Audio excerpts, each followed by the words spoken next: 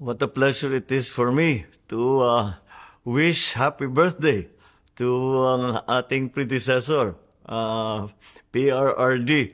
Happy birthday to you, Mr. President. Ngayon naintindihan ko na kung bakit kung minsan nung presidente ka napapamura ka. Now I know why.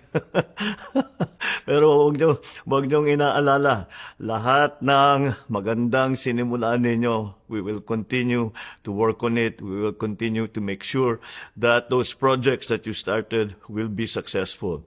And I'm glad that I am able to continue the good work that you started.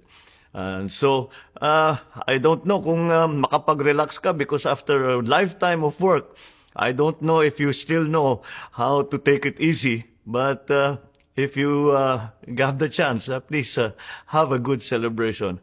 Happy birthday, PRR.